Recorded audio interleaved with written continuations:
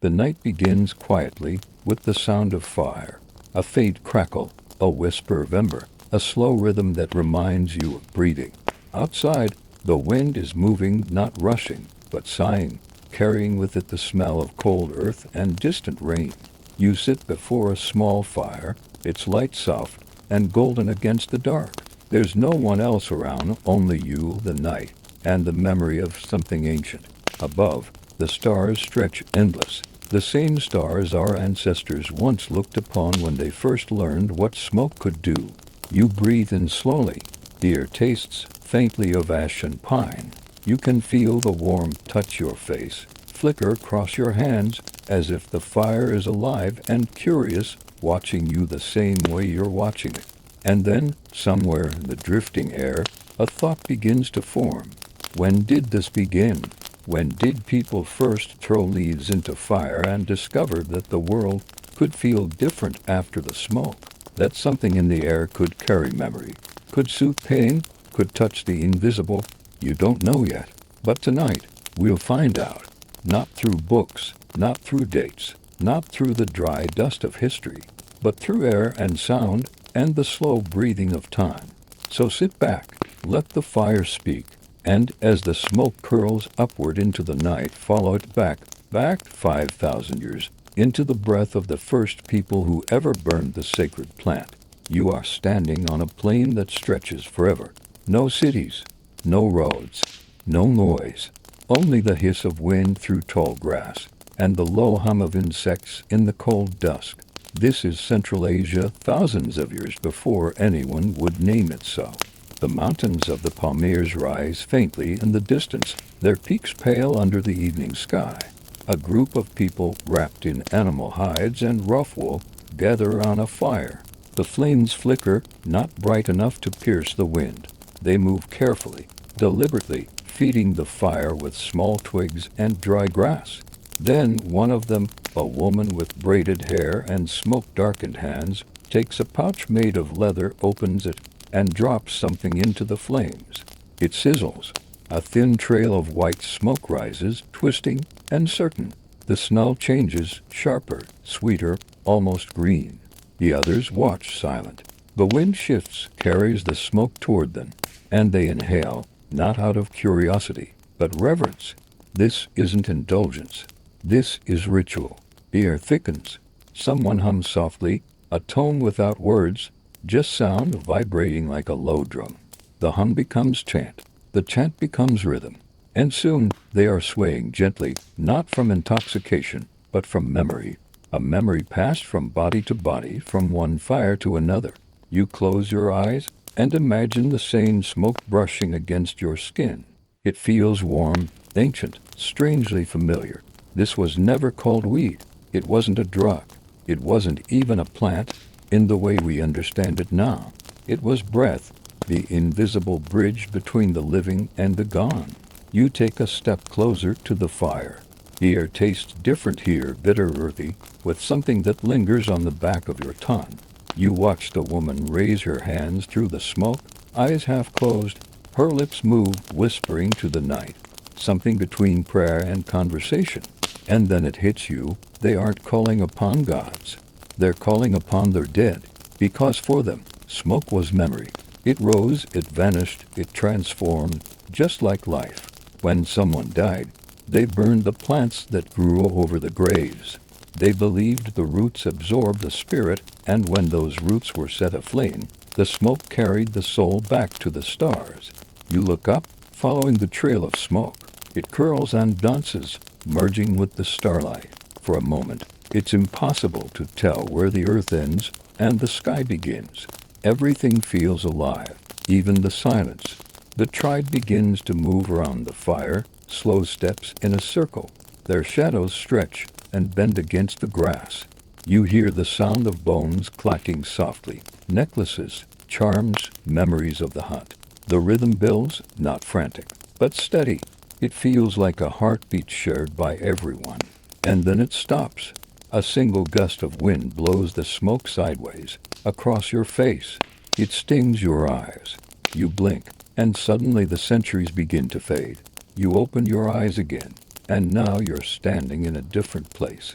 A valley, green and wide. The sun is rising through mist. Somewhere nearby a river moves quietly, swollen with meltwater from distant glaciers. In front of you, another fire burns, smaller this time, domestic. A man sits beside it, crushing dried herbs with a flat stone.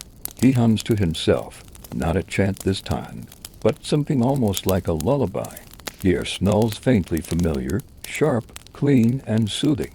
This is still the same plant, but time has changed what it means. The man wears woven fabric now dyed with natural color. Behind him, a few small huts of mud and straw form a circle. There are no longer spirits to summon, only wounds to heal, bodies to soothe, minds to calm. He sprinkles the crushed leaves into a pot of water, lets it steam. When he leans over to breathe it in, you see the relief wash over his face. The lines around his eyes soften, and his shoulders drop. He doesn't speak, but you can feel it, the gratitude of someone who's found something that works. It is no longer just a ritual, it's medicine. Centuries pass, in the space of a breath. You see fields spreading across hills, green, tall, heavy with fiber, hands cutting, drying, weaving. The same plant that once carried souls now carries water and food and shelter. Its fibers become rope and cloth. Its seeds become oil and food. Its smoke, still sacred, becomes part of the rhythm of life. The people of this land, the early Chinese and nomads of the steppes, call it Ma. They don't see it as strange. They see it as balance. The yin of calm, the yang of movement, both found in the same stem. In time, their healers record its power in scrolls. The divine farmer's classic of Materia Medica. They write of its ability to ease pain, to calm the mind, to help one dream of ancestors. They warn that too much leads to visions, a drifting of the soul beyond the body. You imagine those old physicians, hunched under candlelight, grinding seeds in stone bowls. You can almost hear the scrape of pestle against rock, the faint pop of sap, the whisper of leaves drying by the fire. Their faces are calm, not mystical, not wild, just careful, respectful. They aren't chasing pleasure. They're listening, because in their world, every plant had a voice. And this one, perhaps, spoke in smoke. You breathe in again. The smell is changing. It's no longer the clean green of fields, but something darker, thicker. The world around you fades, and suddenly you're standing in a different kind of room. Stone walls. A faint golden light flickers on the floor. The air feels heavier, perfumed with resin and oil. This is not China anymore. This is Egypt. You're standing inside a temple, and the air is alive with sound, low chants, the hum of a sistrum, the rustle of linen robes. At the center, a bowl of bronze glows with embers. A priestess steps forward, carrying a small jar. When she opens it, the fragrance fills the air, a mix of myrrh, frankincense, and something else, something sweet and earthy. She pours it onto the coals, and the smoke blooms upward, white and gold, curling like silk. You can feel it wrap around you. It's warm, not burning, but alive. It seems to see you, to move with purpose. The priestess lifts her arms, eyes closed, face turned to the light of the flame. The others follow, bowing low. You stand among them, breathing the same air. You realize this smoke is not just offering, it's transformation. Each breath carries a wish, a confession, a prayer. And as the smoke rises, the people believe the gods are breathing it in. You glance at the walls, covered in carvings of plants and stars. The same symbols repeat: leaf, flame, eyes, spiral. Everywhere, the connection between earth and spirit is drawn in smoke. You remember the tribes of the steppes. You remember the farmers of the valley. And now, standing in the temple, you understand none of them were wrong. They were all speaking the same language, only with different names. The language of smoke. Outside the temple, night has returned. The desert wind brushes against the sand, carrying the faint smell of burned resin. You walk alone, following the stars above the horizon. The firelight of the temple fades behind you, leaving only the glow of memory. You realize you've been following this smoke for a very long time, through millennia, across continents, through the rise and fall of empires. And yet, it never changes. Only the names do. Only the hands that hold the flame. You stop at the edge of a dune. The sand is cool beneath your feet. The wind hums low, and for a moment you hear something, a whisper, or maybe the fire's breath. It says, quietly, everything that burns remembers. You look up at the stars, and they seem closer now, like tiny fires of their own, sending light instead of smoke. You breathe in slowly, deeply, feeling the night fill your chest. You exhale, and watch the breath fade into the air. It looks just like smoke, and in that moment, you realize maybe that's where it all began. Not in a ritual, or a temple, or a battlefield, but here in this small human act, breathing in, breathing out, watching what disappears. The first and oldest story in the world. The story of smoke. The smoke fades, and with it, the desert vanishes. When your eyes open again, the light is different, pale, diffused, touched with the softness of dawn. The air smells of wet soil and river reeds. You hear frogs somewhere far away, and the creak of wooden wheels from a distant village. This is China, not the empire of jade and silk you might imagine, but something older, smaller, quieter. A time before emperors, before walls, before the weight of centuries had names. You walk slowly through the mist. The ground beneath your feet is dark and damp. Fields stretch in gentle rows, heavy with hemp stalks, their green leaves swaying in the morning air. People move among them, bent backs, worn hands, quiet voices. They are harvesting, stripping the fibers, binding them into bundles that will soon become rope and cloth. But somewhere nearby, someone is doing something different. A thin column of smoke rises behind the fields, near a wooden hut beside a stream. You follow it. Inside, an old man sits cross-legged before a low table. His hair is silver, tied back with hemp string. He crushes dried leaves and seeds in a stone mortar, humming a soft tune that seems older than language itself. You stand at the doorway watching. He doesn't look up. He doesn't need to. He already knows you're there. He takes the powder and mixes it with a few drops of oil sesame, perhaps, until it becomes a dark paste. Then he places it gently over a flame, letting it warm. The smell is faint but distinct, earthy, slightly sweet, like rain-soaked leaves drying under the sun. This plant, he murmurs, is Ma. His voice is low, deliberate. It calms the spirit, softens pain, makes the mind quiet enough to listen. You ask him what it listens to. He smiles. To the world, of course. What else? He dips his fingers into the warm mixture and applies it to his wrist, where veins stand out like fine lines of ink. He closes his eyes. For a moment, he is completely still. Then his breathing slows, deepens. He looks peaceful. This is not for escape, he says finally. It's for returning. You don't understand. He gestures for you to sit. The floor creaks under you, and the smoke curls in slow spirals through the room. When the mind is in pain, he says, it leaves the body. When the body is in pain, it forgets the mind. But this plant, he points toward the bundle of dried stalks in the corner, this plant remembers both. It reminds the two halves that they belong to one another. He hands you a small piece of hemp cloth, rough, plain, strong. Touch it, he says. You do. It's coarse but comforting, warm from the sun.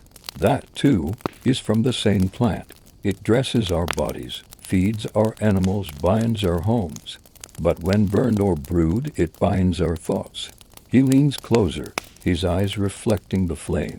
There are plants for food, plants for poison, and plants for dreaming. This one, he says softly, is all three. Outside, the mist has lifted. The morning sun falls across the river, and you see women rinsing long hemp fibers in the current, their laughter gentle and rhythmic. The old man steps outside and watches them, his shadow long against the ground. This is how we live, he says quietly, between earth and air. He points to the fields. Ma grows fast. It bends but doesn't break. When wind comes, it listens. That is why it's sacred, because it teaches the same lesson we forget every year: to yield, not to fight. You nod. The words stay in your chest like warm stones.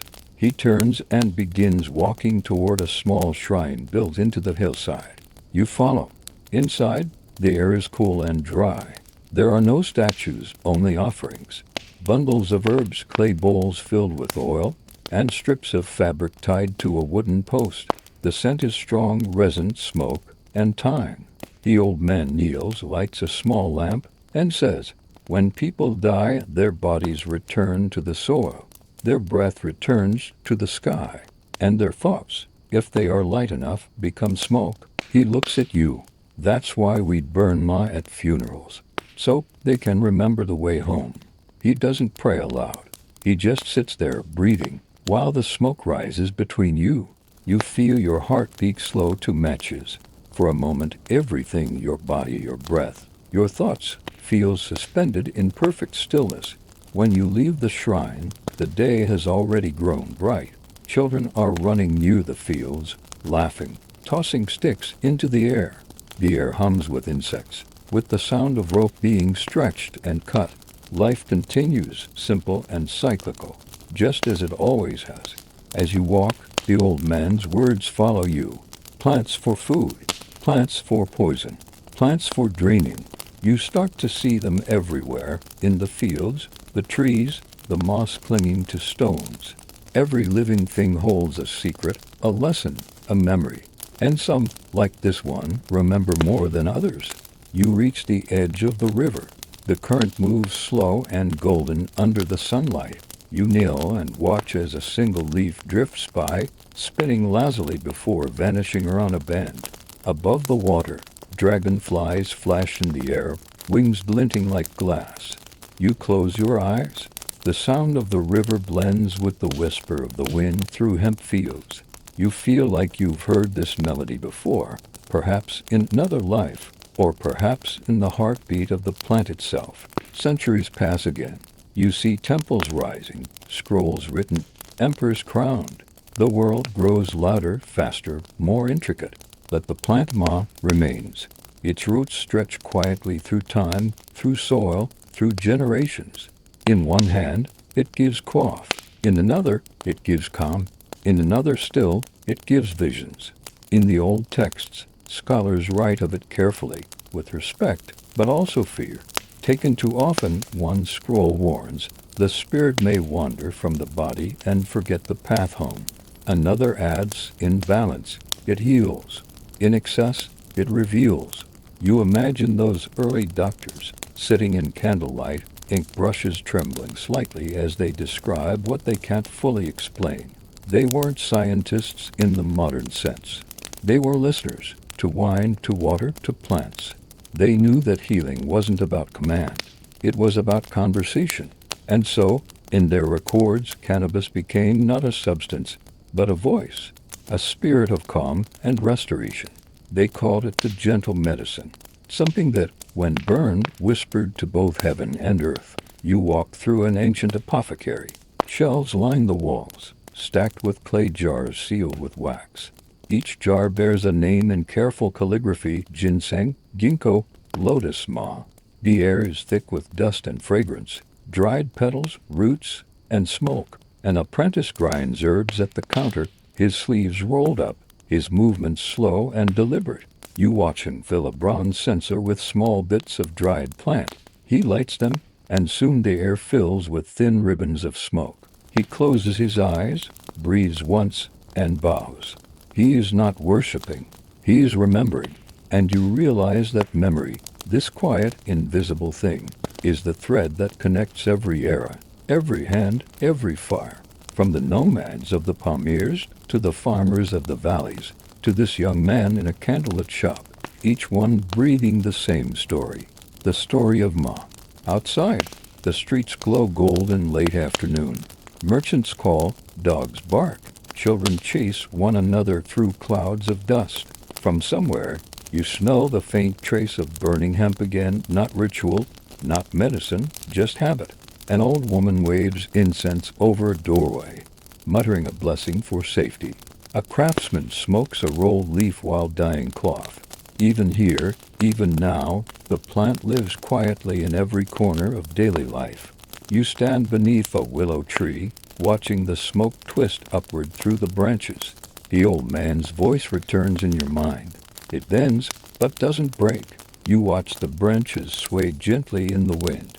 You breathe in, and for a moment you feel as though the air itself is older than the world around you, older than cities, older than kings, older even than names. You close your eyes. The smoke rises, and as it does, time folds softly again, preparing to carry you further west, where warriors will build tents of leather and steel and discover their own way of dreaming through fire. The air shifts again, the calm of the river valley dissolves, and a deeper heat replaces it. You blink, and sunlight burns white across the horizon. Sand stretches endlessly in every direction, a desert of gold and silence. You taste dust on your tongue. Far ahead, the shimmer of heat bends the air into waves. And somewhere within that mirage, a city rises, not of glass or steel, but of limestone and light. This is Thebes. Or maybe Memphis. Maybe both. It doesn't matter. The desert has always had more memory than maps. You walk through the gates, past columns tall as trees, carved with wings and eyes, and names that have outlived the voices that spoke them. Inside, the air is cool. The smell of stone and oil fills your lungs. You hear footsteps, slow, soft, measured. A line of priests passes by, their linen robes brushing the floor. One carries a bronze bowl that smokes faintly, ribbons of white rising like ghosts. Another holds a small bundle of reeds tied with cord. The sound of chanting fills the chamber, low, resonant, rhythmic. It doesn't ask for anything. It remembers. You follow them into the sanctuary. The walls glow with torchlight. Painted eyes watch from every surface. At the center stands a statue of the goddess Isis, her face serene, her hands open in a gesture of blessing. At her feet, a lamp burns with slow blue flame. A priest steps forward and begins to scatter herbs over the fire, myrrh, frankincense, and something darker. The scent blooms through the air, sharp and sweet, bitter and smooth. You feel it before you smell it, a vibration behind the eyes, a tingling at the back of your throat. This is not incense for the dead. This is smoke for the divine. The priest raises his hands, the smoke swirling between his fingers. He breathes deeply, exhales slowly, and murmurs a prayer to the goddess. You don't understand the words, but you feel the rhythm, the rise and fall of devotion, the steady pulse of breath and belief. Around you, the others do the same. They inhale the sacred air. They close their eyes. And in that moment, the temple feels less like a building and more like a lung, drawing the breath of the gods themselves. Later, you find yourself outside, standing on the temple steps as the sun begins to fall. The Nile glitters like glass in the distance. Boats drift lazily across it, their sails red in the dying light. You can still smell the smoke clinging to your hair, your clothes, your skin. It smells like faith and fire, the scent of connection. For the ancient Egyptians, smoke was the bridge between worlds. It rose upward like prayer, carrying with it all that was unspoken.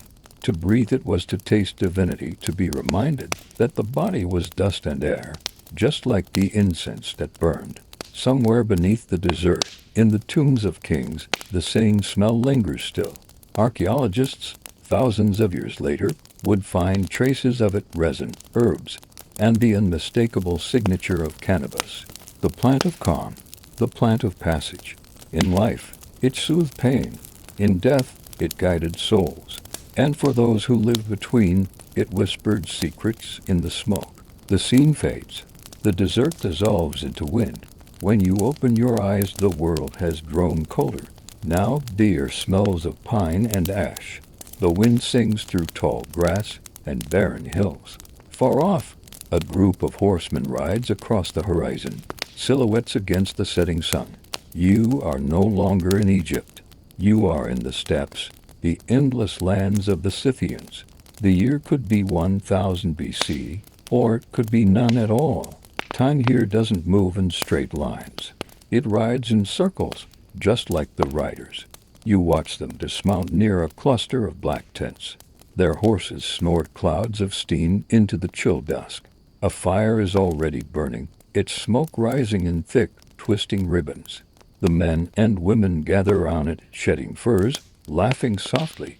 They look tired but alive, the kind of exhaustion that comes from survival, not defeat. One of them opens a leather pouch and empties something into a metal bowl, seeds, dried leaves, maybe both. He tosses the bowl into the flames, and almost instantly the air changes. A pungent scent fills the tent, earthy, intoxicating, alive. The warriors close the flaps, trapping the smoke inside.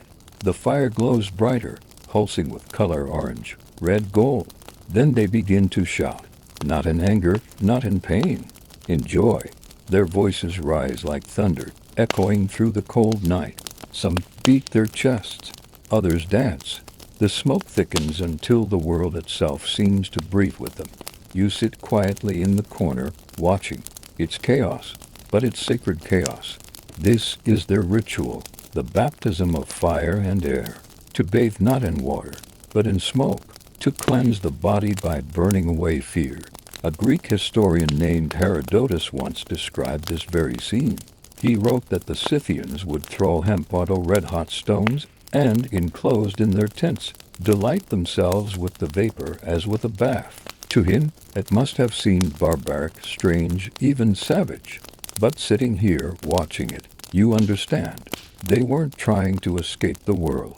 They were trying to become part of it, for a moment, for a breath, for a heartbeat. You close your eyes and breathe in. The air is heavy, thick with heat and memory. You feel your chest rise and fall with the rhythm of the chanting. When you exhale, your breath joins theirs, one more voice in the circle. The tent feels like the center of the world, a place where time and thought dissolve, where smoke becomes language, and language becomes silence. When the fire finally dies, the warriors sit quietly. The only sound is the crackle of cooling stones. Someone hums a low tune, almost like a lullaby. It's not victory they celebrate, but balance, the moment after exertion, the peace that follows intensity. Outside, the wind howls across the steppe, cold and endless. Inside, the air is warm and still. You realize something: every civilization that touches this plant finds the same thing in it, not pleasure, not escape, but reflection. A mirror made of smoke. The Egyptians saw the gods. The Scythians saw their strength. The Chinese saw harmony. And in all of it, there was a kind of quiet reverence, an understanding that the plant didn't belong to them. It belonged to the air. You look down at your hands. They smell faintly of resin and earth. You can almost feel the weight of the centuries pressing through your skin, like soil remembering every seed it ever held. The fire has gone out. The tent is dark now, lit only by the glow of dying embers. The riders are sleeping, their breathing deep and steady. You step outside. The night is wide and silent. The stars burn like tiny fires scattered across the sky. Each one flickers, distant yet intimate, like the reflection of the flames you just left behind. You walk a little way from the camp, your boots crunching on frozen ground. The air is clean, sharp, and full of sound, the whisper of wind, the faint rustle of dry grass. You sit down, drawing your coat tighter. For a long moment, you say nothing. You just breathe. The smoke still lingers in your lungs. It's softer now, like memory instead of presence. You exhale, and for a brief second, you see it again, curling upward, fading into the night. And then it's gone. You smile, because you know the pattern will repeat. New hands, new fires, new names. But the smoke, the breath of the plant, will always find its way back to the stars. You look up at those stars now. Maybe somewhere, far to the south, the priests of Egypt are still burning incense to their gods. Maybe to the east, the old healer by the river is lighting his small lamp for another lost soul. Maybe to the north, another tribe gathers around another fire, shouting with joy as the smoke rises. Different people, different faiths, same sky, same smoke. You realize that what connects them isn't belief or ritual. It's something smaller, simpler, older, breath. The first and last act of every living thing. Inhale, exhale, smoke, memory, silence. You close your eyes. The wind moves softly across your face. And somewhere, in that movement, you hear it again, the same whisper that followed you through the deserts and the valleys and the temples. Everything that burns remembers. The cold wind of the steppe fades, and warmth returns. You open your eyes to color, deep orange, saffron, the shimmer of fabric in sunlight. The air is thick with scent, milk, cardamom, rose, and something sweetly bitter, like crushed leaves drying in the heat. The world has shifted again. You are in India now. The age is ancient, but not lost. Temples rise from the dust, their steps alive with pilgrims, music, and smoke. Children run through courtyards chasing painted oxen. Drums echo like distant thunder. And above it all, from 1,000 shrines, incense burns, thin trails of white curling into the sky, carrying whispers of prayer to gods with 1,000 names. You step closer to one of the shrines. A group of sadhus, holy men, sit in a circle around a fire. Their skin is streaked with ash. Their eyes are distant, yet calm. They pass around a clay pipe carved with care, its bowl glowing faintly. One of them smiles at you wordlessly, offering it. The scent is unmistakable, green, pungent, ancient. You take a breath, slow and deep. The smoke fills your lungs, warm and soft.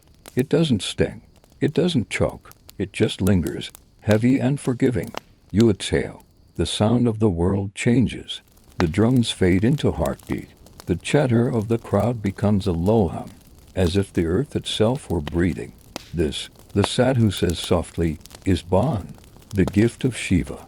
He tells you a story. Once long ago, the gods and demons churned the cosmic ocean in search of immortality. From that churning came both poison and nectar. And when the poison threatened to destroy creation, Shiva drank it, holding it in his throat.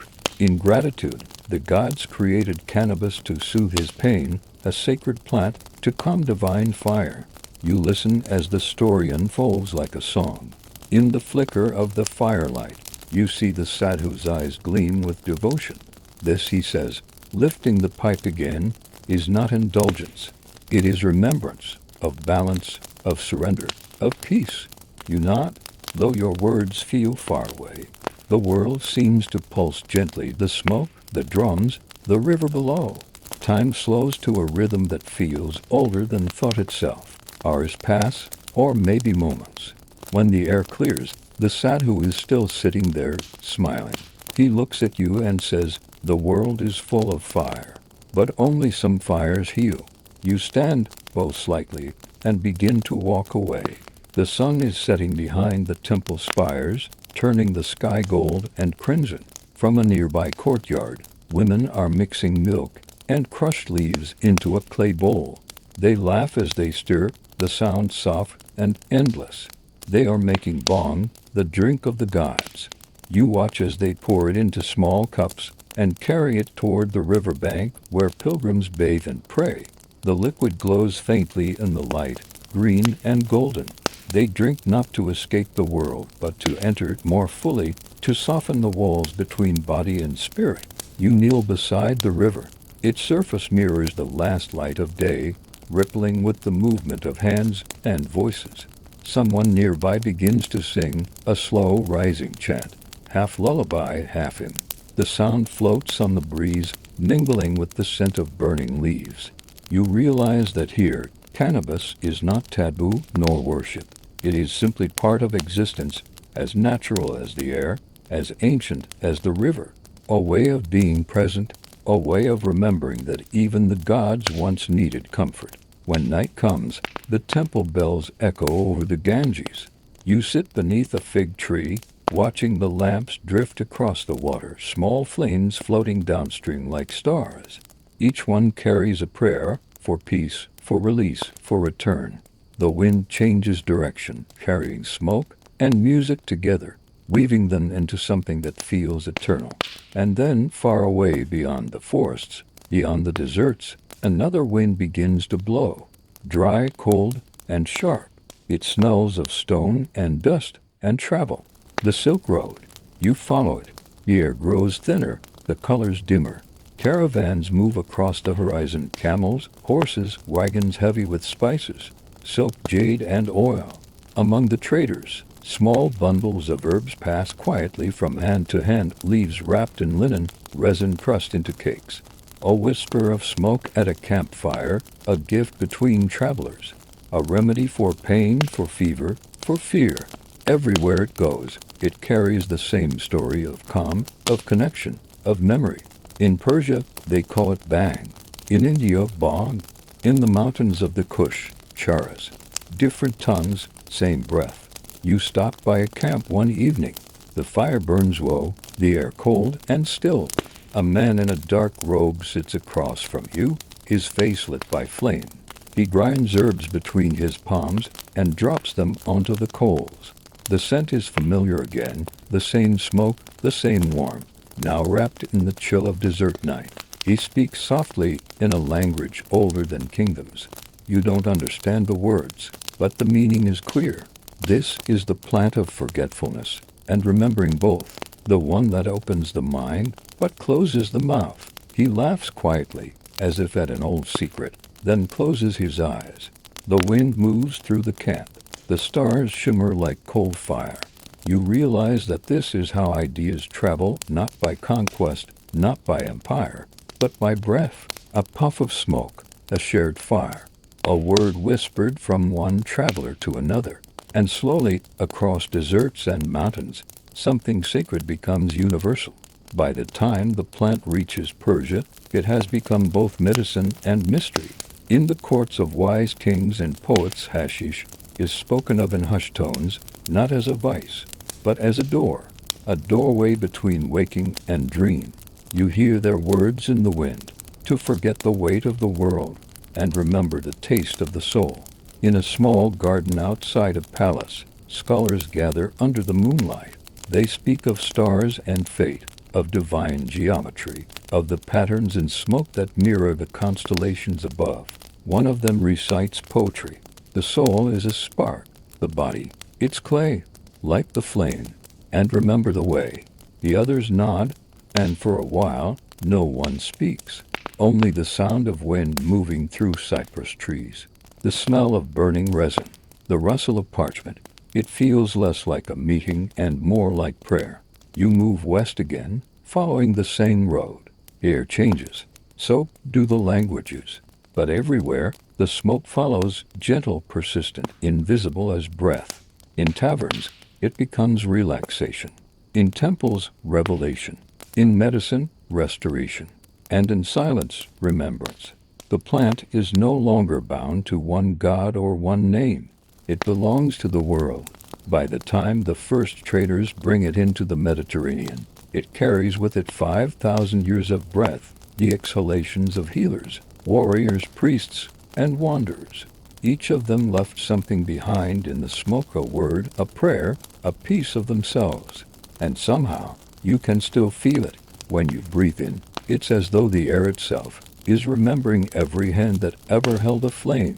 The fire beside you flickers lower. The night deepens. And from somewhere far away, you hear the sound of bells, not Indian, not Persian, not any place you can name. Just bells. Soft, distant, and familiar. You look up. The stars are changing again. You recognize the pattern now. Every time the smoke clears, the world reshapes. Every time someone breathes out, history begins again. You close your eyes. The desert wind moves through your hair, and the voice that has followed you since the first fire speaks again, almost gently. Nothing ever burns alone. The road grows colder. The soft gold of desert light fades into a blue-gray dust. The world narrows, mountains rising on both sides, their peaks hidden behind clouds. You follow the sound of hooves on stone, the creak of a caravan winding through a pass that feels endless.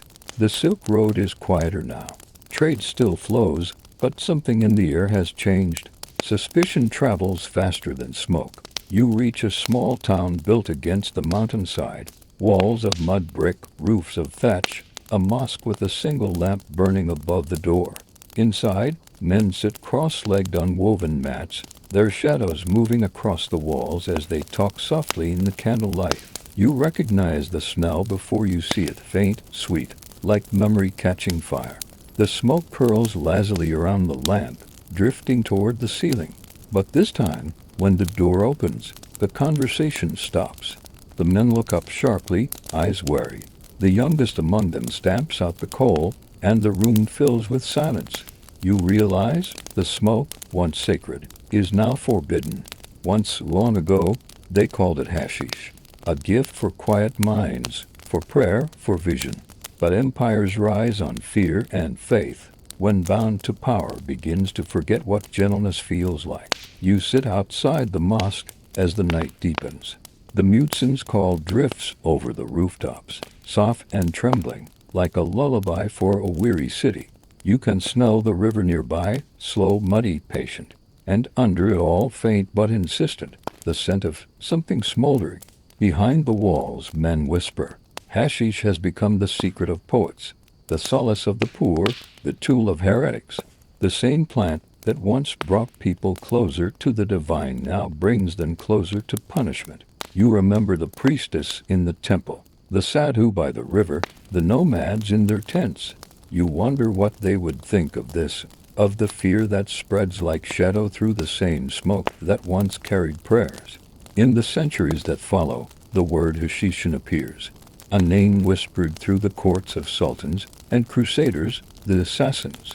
Stories twist like smoke around them. Men who drank from flasks of spice wine and inhaled sacred fumes before vanishing into the night. To their enemies, they were demons. To themselves, they were believers. You hear their name and realize it is the same root, hashish. But now it no longer means communion. It means corruption, danger, madness. The plant has not changed, only the stories have. And stories, you realize, are more powerful than any law. You travel farther west. The air grows damp. Forests rise from the plains, and the sound of water replaces the desert wind. Europe is waking slow, uncertain, full of superstition.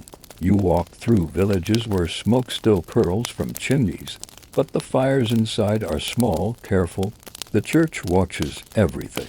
Incense is still burned, yes, in cathedrals under stained glass, but it is holy smoke, sanctioned, measured, controlled.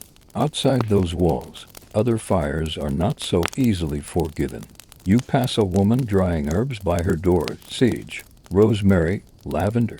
She hums softly, hands gentle, movements precise. But when a priest walks by, she hides the bundles beneath her shawl.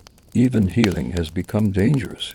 The plant is still here. It grows wild in the fields, in the ditches, between walls, but no one speaks of it aloud. It has become something silent, something remembered only by those who listen closely. At night, you find shelter in a barn at the edge of a forest. The air smells of hay, smoke, and rain. A young man sits by the fire, his face lit by a small clay pipe. He smiles when he sees you, offers it wordlessly. The smoke tastes familiar. The warmth spreads through your chest like a heartbeat.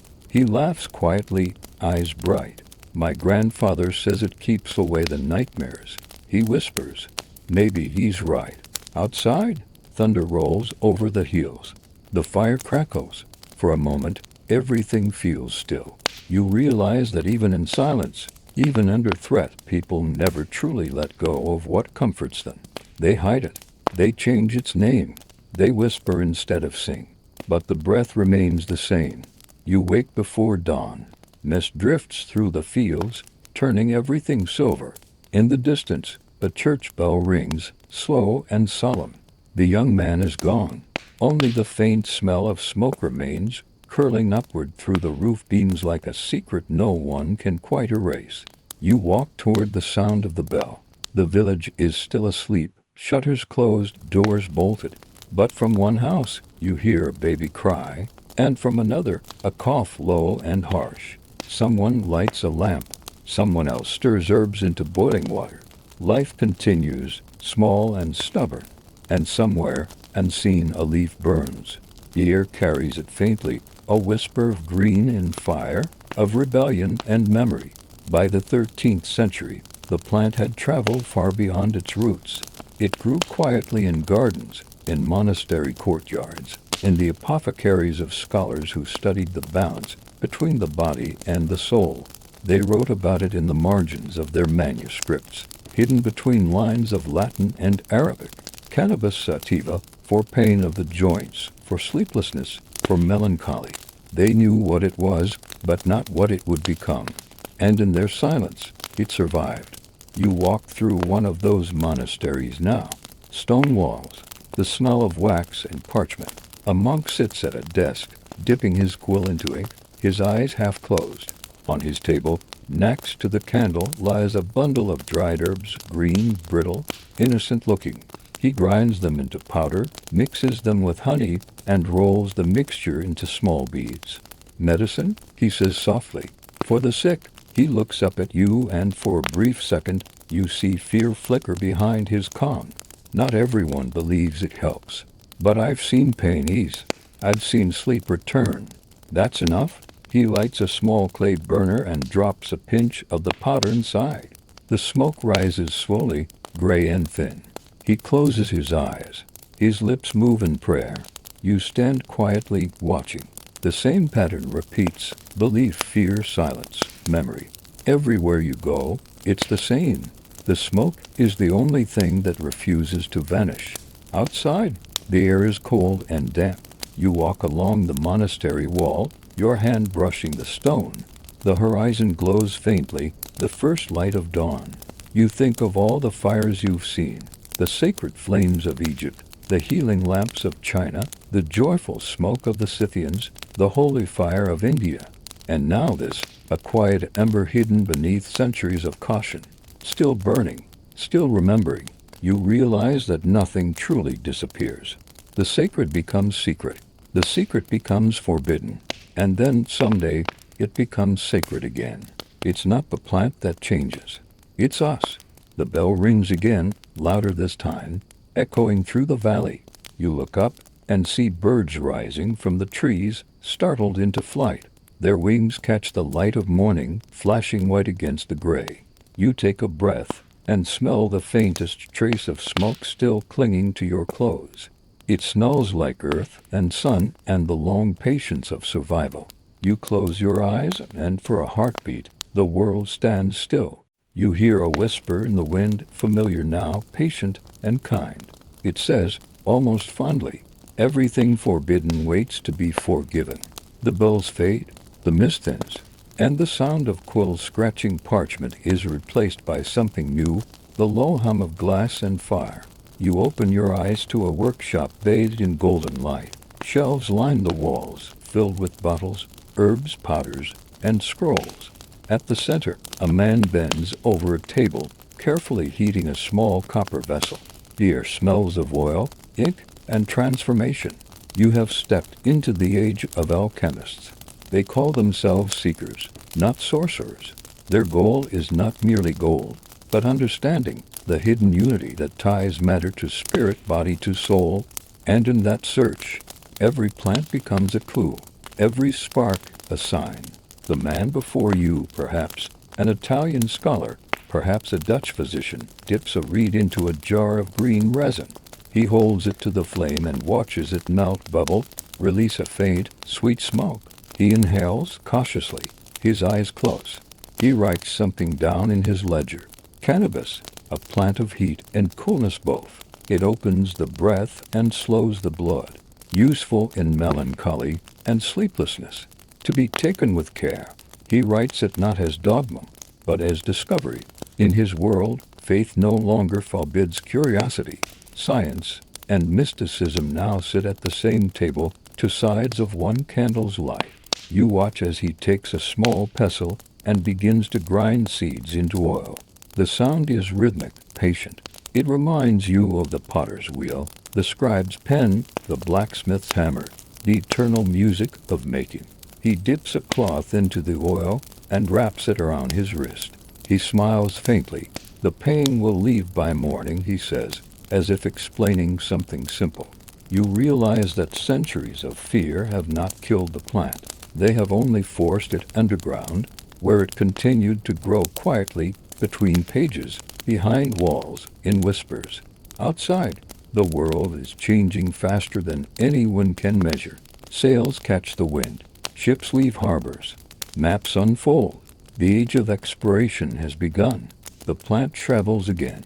It hides in medicine chests, tucked beside quinine and pepper. It grows in monastery gardens, and aboard ships bound for new continents. Sailors plank it along river banks to make rope and sailcloth. Doctors crush its seeds to ease fever and childbirth. Cannabis becomes both humble and wholly a tool for industry, a balm for pain, a quiet passenger on humanity's endless journey. You walk through a port city now. Lisbon, maybe, or Venice, or Amsterdam. The air smells of salt and tar. Dockhands shout in a dozen tongues. Barrels roll across the cobblestones. And above it all, banners flap in the sea wind, emblems of empires expanding faster than their souls can follow. You see hemp everywhere, ropes thick as arms, sails stretched wide across the sky. Clothing oil paper, the plant reborn as the backbone of a world in motion. The alchemists dreamed of transmuting matter. The sailors have done it, unknowingly turning hemp into empire. And yet, amid all this conquest and commerce, something quieter endures. In small apothecaries at the edges of the ports, healers still sell tinctures, green bottles unmarked, filled with promise. They whisper its name, as though invoking a friend. Cannabis. For sleep, for pain, for peace. You stand in one of these shops, watching as an old woman measures a few drops into a cup of wine. Her hands tremble. Her smile doesn't. She looks at you and says, "It helps the heart remember, it is not made of stone." Time moves forward again. The air grows colder. You hear clocks ticking a new rhythm, a new order. The Renaissance has given birth to something even sharper, reason. The world begins to measure itself. Physicians dissect the body as philosophers dissect the soul. Alchemy becomes chemistry. Faith becomes theory. And once again, the plant is caught between the two. In the academies of Europe, scholars write about cannabis sativa, its fibers, its oils, its peculiar ability to calm agitation. They study it, classify it, file it neatly between useful and suspect. It becomes data, stripped of story, reduced to symptoms and effects. But every so often, one of them writes something different, something human, like the note found in a French doctor's journal, dated 1622. When I burned the leaves in the evening, I felt not madness, but mercy. The mind unknotted itself. The night, which had always been so loud, grew still. You travel north now, through fog and factory smoke. The industrial age is stirring, a new kind of fire, colder, hungrier. Iron replaces wood. Steam replaces wind. And yet, amid the noise of progress, the old plant still hums beneath the surface, patient, unchanged. In Scotland, doctors press it into tinctures for nervousness. In France, poets sip it in cafes, calling it the green muse. In Egypt, soldiers trade small bricks of hashish along the Nile, the same river where priests once burned incense for Isis. The wheel turns. The smoke remains. One evening, you find yourself in a room lit only by candles. A circle of artists sits in silence. The year is 1840, or perhaps it's just a dream shaped like 1840. They sit around a low table covered with pipes, pens, and glass bottles. One man, tall, sharp-eyed, speaks softly. When I inhale, I remember the stars in ways I cannot when sober. Another laughs. And when you exhale, I forget myself. The first man answers. Which is the point? They are writers, painters, thinkers. They will later be called mad or visionary or both. But in this moment, they are just children of smoke, rediscovering what priests, poets, and healers already knew. That sometimes, to see clearly, one must blur the edges of the world. Outside, the century is changing again. The world grows louder, faster, brighter. Machines replace muscles. Science replaces superstition, but in quiet corners, in journals, in whispers, in lamplight, the old plant endures. A doctor in London writes of its power to calm seizures. A healer in Bengal praises it for easing pain. A mother in Boston keeps a small vial in her cabinet, labeled simply, extract for sleep. Everywhere, the same story unfolds. People reaching for the same leaf in the face of the same human ache. You realize something profound, that the plant has never been about escape. It has always been about return, to stillness, to breath, to something soft inside us that civilization keeps trying to silence. You walk outside. The night is vast and glittering with stars. The world is on the edge of modernity, the threshold of factories, of empires, of wars not yet named. But for now the streets are quiet. Smoke curls from a single window above a tavern. Laughter drifts into the air, warm and human. You breathe in. The scent is familiar, not sacred, not forbidden, just alive.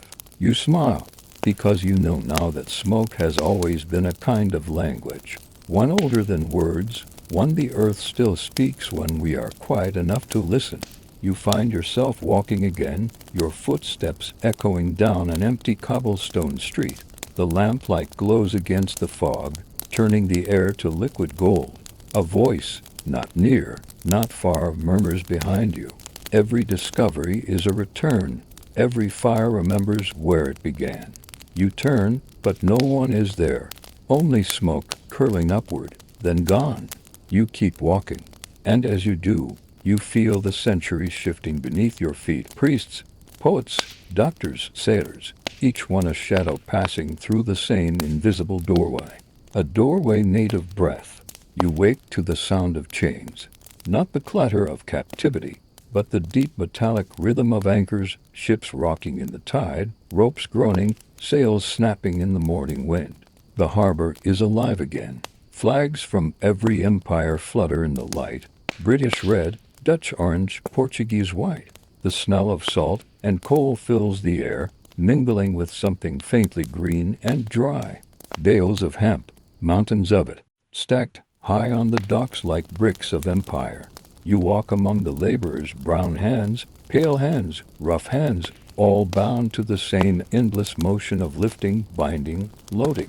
Every rope, every sail, every scrap of canvas that carries these ships across oceans is made from the same plant you have followed for centuries. It no longer burns for prayer. It binds the world together. The hemp empire is vast. From the fields of Bengal to the valleys of Canada, from the shores of Ireland to the farms of Kentucky, it grows wherever wind and war demand strength. Its fibers make rope for ships, paper for treaties, cloth for uniforms.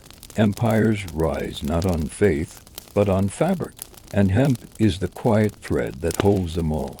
You stand on the deck of a British vessel as it sails through the Caribbean.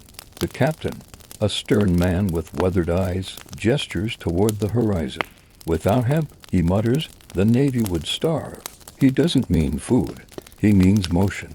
Without these fibers, the sails would tear, the ships would drift, the empire would stall. You watch the ropes stretch taut against the mast. Lines of green turn to empire's sinew. You wonder if the plant remembers what it once was. Far below deck, another world exists. In the dark hold, sailors sleep beside barrels and bundles. The air is thick with humidity, sweat, and faint curls of smoke. Someone has lit a small pipe. The smell is earthy, almost sweet. You hear laughter, quiet, weary. One man says, "This is the only peace they can't tax." The others chuckle. They pass the pipe, each drawing slow, each sinking briefly into silence. Even here, in the belly of empire, the plant offers the same gift, a pause of breath, a reminder of small humanity amid machinery. You step ashore in India. The heat returns like a living thing. Markets hum with sound and color, baskets of grain, spices, fabrics, and among them, bricks of brown resin stacked neatly beside rolls of cloth. Charas, bong, danyan, names you've heard before, now spoken in the language of commerce. Colonial officials stroll through the bazaar, their boots clean against the dust. One stops to question a vendor. "What is this?" he asks, pointing at the resin. "Medicine," the man replies simply. The official frowns, writes something in his notebook, and walks away. You recognize that look. It's the same look that turned prayer into blasphemy, medicine into contraband. History is beginning to repeat itself. In London, the same plant arrives in polished bottles. Doctors prescribe it for insomnia, epilepsy, pain. They call it Indian hemp extract, a respectable name for something ancient. It becomes fashionable, almost luxurious. Ladies sip it in tea. Writers praise its calm. The empire that once harvested it for rope now bottles it for rest. You stand in an apothecary, watching a young woman pay for a small vial. She asks the doctor, "Is it safe?" He smiles kindly. "Safer than most dreams," he replies. You realize the plant has always been both healer and ghost, changing shape to survive each era's fear. But fear has a habit of returning. By the late 19th century, the world begins to divide again between science and superstition, between what soothes and what threatens. The same governments that built their ships on hemp now begin to question its smoke. Reports circulate about soldiers in Cairo, workers in Bombay, musicians in New Orleans. Too much laughter, too much freedom, too little control. So they rename it again. Not bong, not ganya, not hashish. Now simply vice. The church calls it sin. The state calls it crime.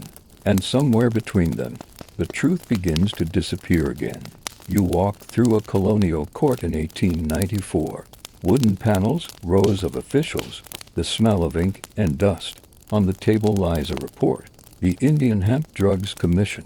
You glance at the pages, thousands of testimonies, voices from across the empire. Doctors, priests, soldiers, laborers. Some condemn the plant. Most defend it. One line stands out, underlined in red. To forbid it entirely would be to take away the comfort of the poor. You close the report slowly. The ink smells faintly of hemp paper, a quiet irony. Empires speak in laws, but the earth speaks in roots. Outside, the city buzzes. Trains roar through stations. Telegraphs click and spark. The Industrial Revolution hums like a machine that has forgotten how to stop. In its shadow, the plant grows quietly in alleys, in fields, in pockets. Smoked by laborers at dusk, chewed by farmers under the sun, steeped by widows for sleep. No matter how far progress moves, the breath remains the same. You find yourself in a field at twilight. The stalks of hemp sway in the wind, tall and patient. A farmer, old, sunburned, gentle, walks beside you. He runs his hand through the leaves. "They say it's just a weed," he murmurs. "But I've never seen another plant that gives so much and asks so little." He plucks a leaf, holds it up to the fading light. The veins glow like rivers on a map. He smiles, half to himself. "Maybe we're the weeds," he says. "Maybe the earth just tolerates us." The night deepens. You sit on the edge of the field, watching fireflies drift above the plants. Somewhere far away, a factory whistle blows, sharp, mechanical, final. You think of the ships, the sails, the poets, the healers, of all the people who breathe this same smoke, each for a different reason, each trying to feel whole. You close your eyes and hear it again, the same voice that has followed you since the first fire. Every empire burns its own robe. The wind shifts. The scent of hemp mixes with the scent of smoke. The Green Empire is ending, though no one knows it yet. Soon, the world will turn the plant into a stranger. Soon, it will outlaw what once held its ships together. But for now, for this last, quiet moment, the fields are still alive, breathing softly under the stars. You breathe with them. And for a brief, impossible instant, the world feels balanced again. The morning smells like iron and newsprint. Smoke rises from chimneys and from factories, blackening the sky over cities that never sleep anymore. The world has become a machine, ticking, grinding, efficient, merciless. You stand on a street corner in New York, 1910. Automobiles roar past like steel horses. Men in hats read newspapers as they walk. Children sell matches, candy, and hope. And from somewhere down the alley, faint but unmistakable, you hear the slow rhythm of jazz. You follow the sound. It leads you to a basement lit by a single red bulb.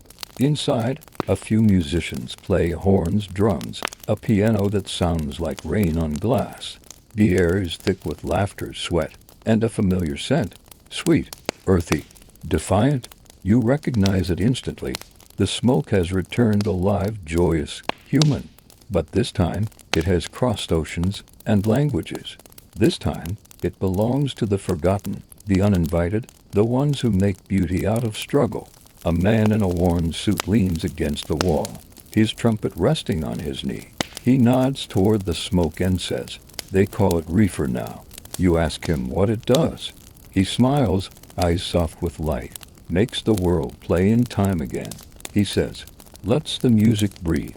You watch as they play, slow, then faster, then slow again, and realize that this smoke has become something new.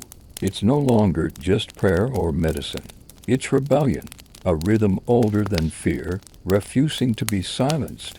But upstairs, the world is listening to, and it doesn't like what it hears. By the 1920s, the war has begun not against nations, but against the unseen, against dreams, against memory, against the plant that will not die. In the offices of power, men in suits speak of order and purity. They draft new laws, print new pamphlets, invent new enemies.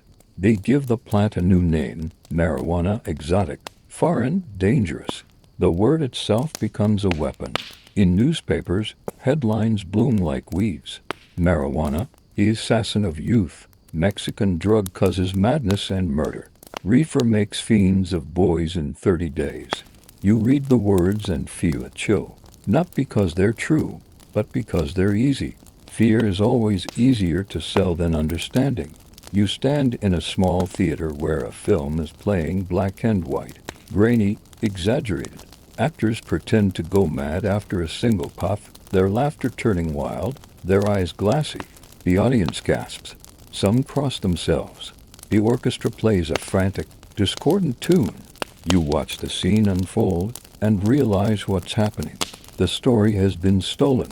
The same smoke that once carried prayers now carries panic. You close your eyes. For a moment, you can still smell the faint sweetness of truth beneath the ink and lies. Outside the theater, rain begins to fall. You walk down the empty street, the neon lights reflecting in puddles like shattered stars. Somewhere, a police whistle cuts through the night. Footsteps echo. Someone runs, someone else doesn't. The first arrests begin quietly. Musicians, migrants, poor men, brown men. Their laughter is silenced, their pipes confiscated. The plant that once united the world is now being used to divide it. You travel west, across deserts, across borders. The year is 1937. In Washington, D.C., a man named Harry Anslinger stands before Congress. His voice is sharp, polished, certain. He speaks of madness, crime, corruption of youth. He calls it the most violence-provoking drug in the history of mankind. He does not mention that it once built ships, or healed pain, or carried prayers to heaven. He does not mention that his words are not truth, but architecture, a scaffolding of fear built to control what cannot be controlled. When the hearing ends, the Marijuana Tax Act passes. With a stroke of a pen, the plant becomes illegal, its story erased, its name cursed. You stand in the back of the chamber as the gavel falls. No one cheers, no one mourns. The silence feels final, but you've lived too long to believe in finality. That night, in the poorer streets of Harlem and Los Angeles and New Orleans, the smoke still rises, not in defiance, but in persistence. A man plays saxophone on a corner. A woman hums as she cooks. Someone lights a joint in the dark and whispers. They can bend the paper, not the breath. The world above forgets. The world below remembers. Decades pass. Wars begin and begin again. Factories give way to highways. Highways to suburbs. Suburbs to screams. And through it all, the same smoke drifts quietly in bedrooms, in basements, in small acts of rebellion. Every generation rediscovers it, thinking it is new. They call it different names, weed, grass, pot, dope, but the ritual never changes. A circle, a spark, a shared silence. You watch as soldiers in Vietnam pass a joint from hand to hand under jungle rain. They call it escape, but you can tell by their faces, it's closer to remembrance. For a few moments, they are not soldiers. They are just breathing beings under the same, indifferent sky. Back home, the fear machine runs again. New slogans, new headlines, new wars. Just say no. The gateway drug, the war on drugs. But beneath every campaign, the same misunderstanding repeats. They fight the smoke, not the fire. They criminalize peace to protect control. You walk through the streets of the 1980s, flashing lights, sirens, concrete. You see children playing beside boarded windows, mothers waiting for sons who will not come home. The smoke still curls through alleyways, faint and forgiving. It asked for nothing but to be left alone. In one apartment, a woman sits beside her mother's hospital bed. The older woman's breath is shallow, her hands trembling. The daughter opens a small box, takes out a pipe, lights it. The smell fills the room, gentle, healing, ancient. The mother closes her eyes and smiles faintly. For the first time in days, her pain eases. The daughter whispers, "I'm sorry." The mother whispers back, "Don't be." Outside, sirens wail. Inside, the air is soft. The smoke rises toward the ceiling like a prayer rediscovered. The world outside keeps building walls, but the plant keeps growing through the cracks. It has outlived temples, kings, empires, and laws. It will outlive this too, because the war was never against smoke. It was against memory. And memory, like the plant, knows how to survive fire. You walk through the empty streets as dawn approaches. The first light spills over rooftops, washing the billboards and the broken glass in the same pale glow. Somewhere, a newspaper flutters against the curb. The headline screams about danger, but the real story lies in the air, invisible, quiet, eternal. The smoke drifts upward again, and for the first time in a long while, you smile, because you can hear it, faint, familiar, alive. A heartbeat between worlds.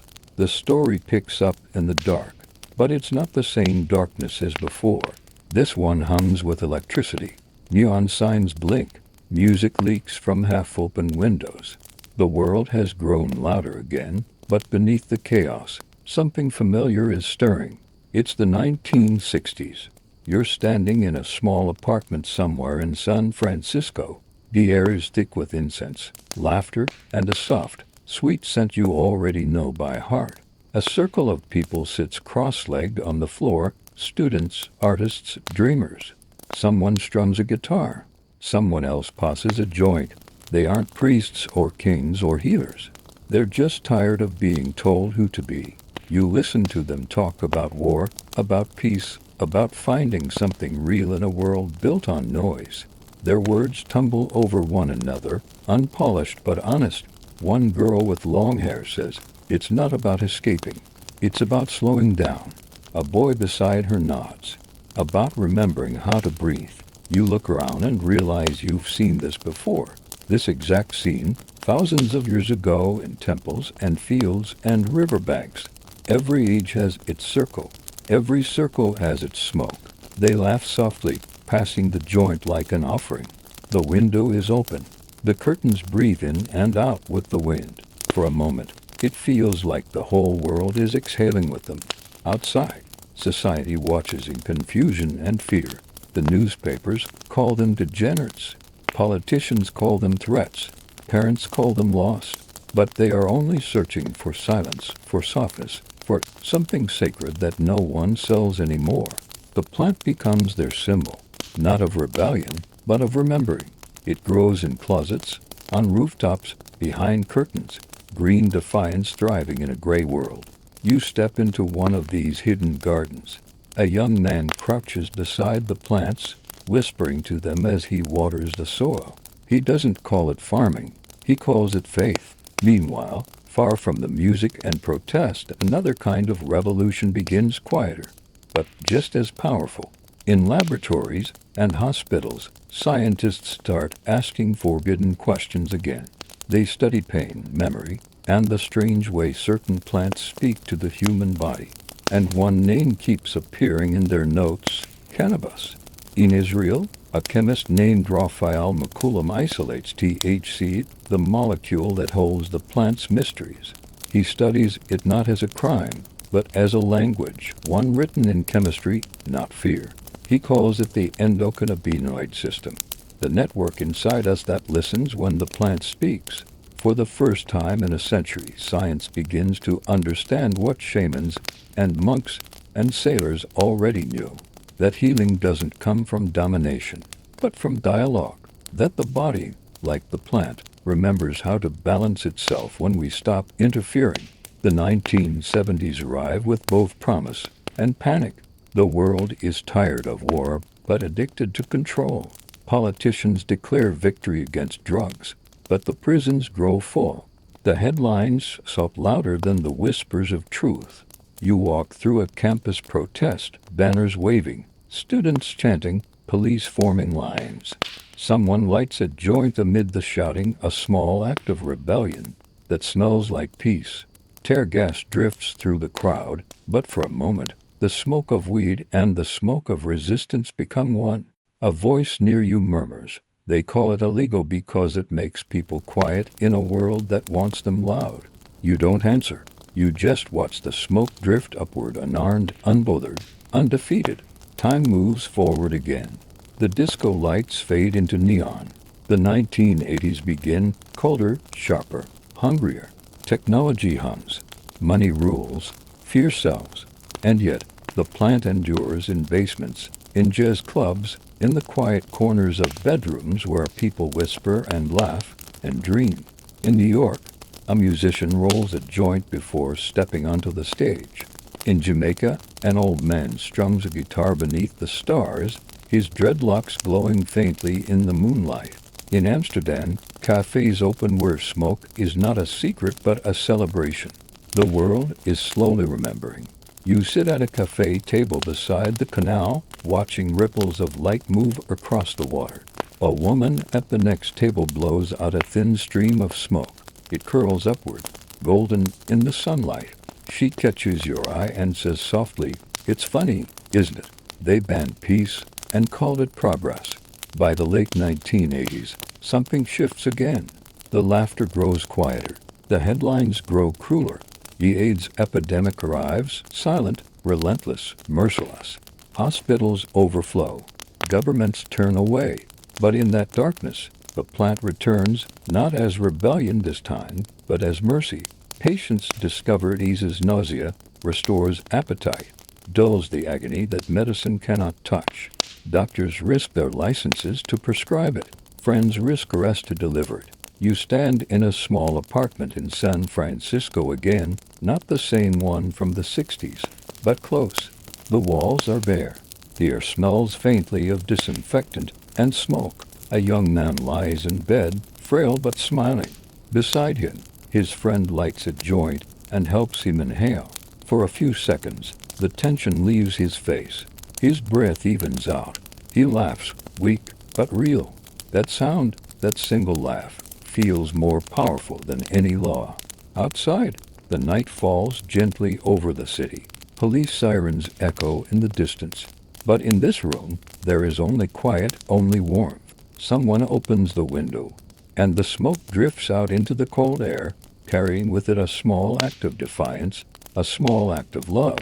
You follow it as it rises into the city's electric haze, between the neon lights, past the rooftops, into the stars. Each flicker of light feels like a heartbeat. Each heartbeat feels like a prayer. The plant has returned to its oldest purpose, not power, not escape, but compassion. In the 1990s, whispers become movements. Doctors testify. Patients march. Scientists publish. For the first time in decades, the law begins to listen. California passes Proposition 215, legalizing medical cannabis. It's not a revolution shouted from rooftops. It's a sigh long overdue human. You stand in front of a dispensary on its first day. There are no celebrations, no banners, no fireworks. Just quiet gratitude. A man in a wheelchair rolls up to the counter and buys a small jar. He thanks the clerk as if speaking to an old friend. Outside, he opens the jar, breathes in the scent, and smiles. He whispers, "Welcome back." You walk away slowly. The air feels lighter, as if history itself has exhaled. You pass street musicians, cafe windows, bookstores. Everywhere you look, life seems to pulse with quiet resilience. And though the world is still divided, still afraid, you know the tide has turned. The story is shifting again, not rewritten, but remembered, because the truth was never gone. It was just waiting, like a seed under frozen ground, patient for the right season. And that season has come. You stop at a bridge overlooking the city. The lights shimmer below. The smoke drifts up from 100 different windows, blending into one vast breath. You lean against the railing and close your eyes. You hear it again, that same whisper from centuries ago. The plant remembers what we forget, that healing is never a sin. The night deepens. The stars return, and in their pale light, the world feels, once again, almost kind. The century turns quietly. No trumpet, no drum, just the low hum of servers, the flicker of screens, the soft glow of phones lighting faces in the dark. The world has become digital, yet the old stories still whisper beneath the code. You find yourself walking through a modern city at night. Glass towers rise like mountains of light.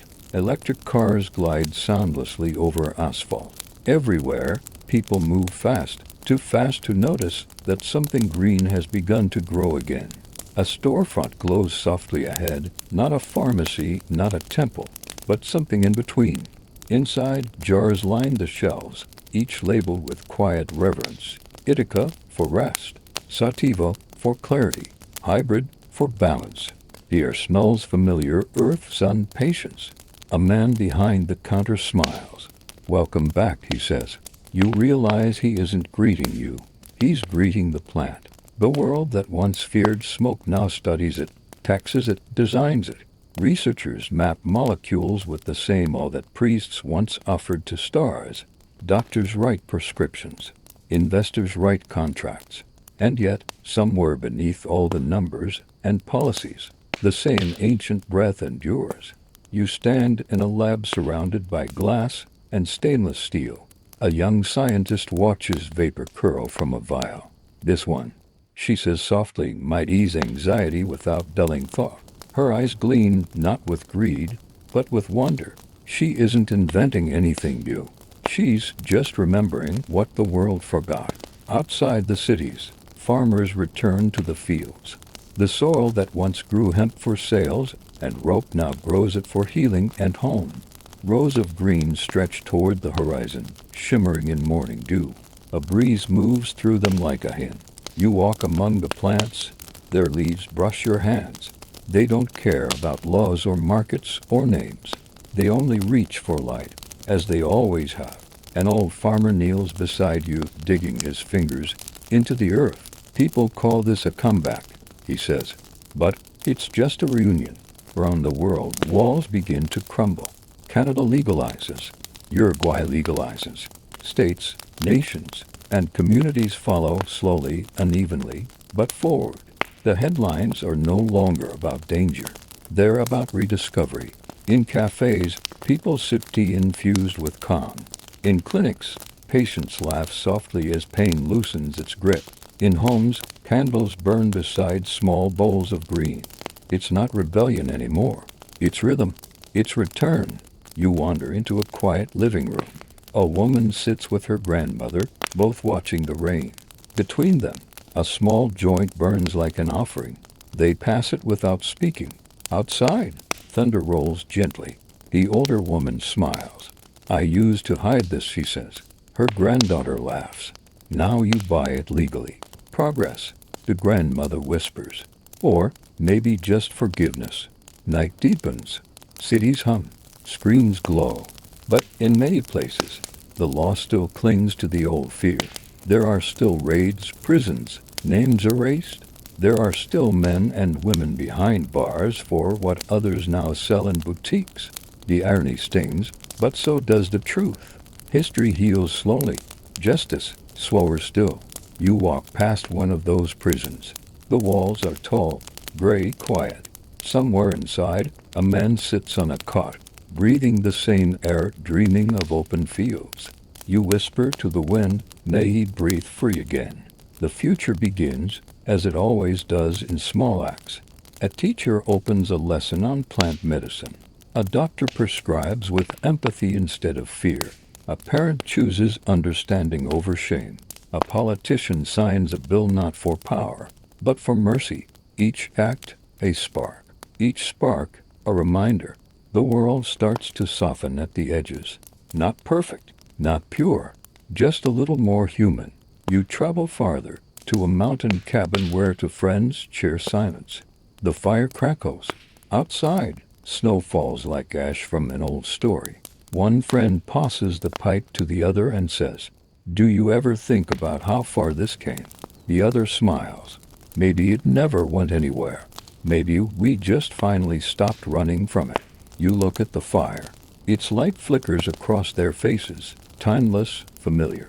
The same light that once danced on temple walls, in alchemists' labs, on sailors' decks, in jazz clubs and hospital rooms. Smoke curls upward again, slow and luminous, carrying centuries in every breath. Dawn comes. You stand on a hill overlooking the valley. The fields below are green, endless. Wind ripples through them like water. For a moment, it feels as though the whole world is breathing with you. Softly, evenly at peace. You close your eyes. You remember every age you've walked through. The priests of Kush, the scribes of Alexandria, the potters of Mesopotamia, the sailors of empire, the prisoners of prohibition, the healers of today, all of them connected by a single thread of smoke that never truly vanished. You whisper to the wind, after all this time, we didn't find peace. We remembered it. The sun rises higher. The green fields shimmer. The smoke thins into sky. And you realize the story has no ending, only breathing. Because every spark, every leaf, every exhale is part of one long, patient sentence. The world forgets. The earth remembers. And memory, like smoke, always finds its way back to light.